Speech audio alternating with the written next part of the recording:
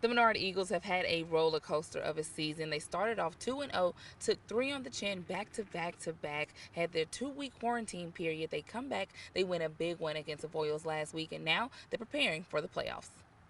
To win early in the season, 2 games, and then lose 3 games back to back to back, and then going into a game that we felt like we had the opportunity to win, and then we all get shut down the day before we play.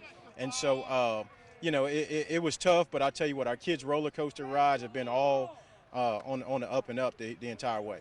As the Menard Eagles prepare to travel to Catholic New Iberia, who's put up big numbers this season and a few shutouts, the Eagles' defense will have to make big plays to keep the Panthers' offense off the field. I feel like the game's going to be won in the trenches.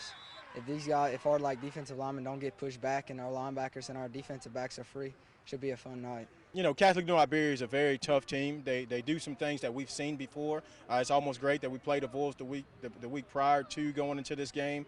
And then, their defense is a defense that we feel we can have some success on. They've got a few good athletes on their football team that are going to hit you. They're very physical, on the defensive side of the ball. And we're just going to have to make sure we stay very sound and be in our spots at all times.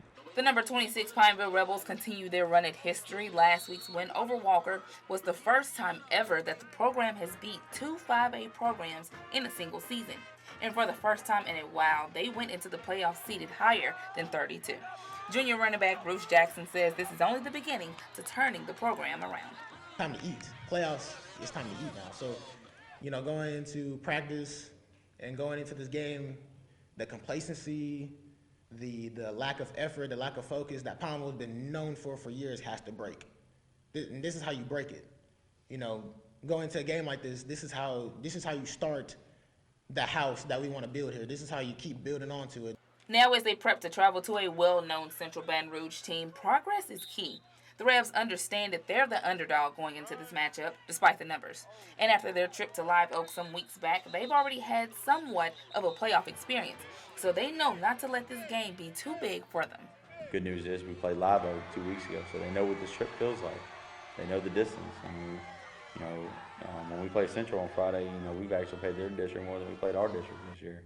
So, it's going to be, it's going to be a challenge, it's going to be a test, and those guys can play down there. And I think, our guys are ready to go down and answer the call. Reporting in Alexandria, Megan Glover, ABC 31 Sports.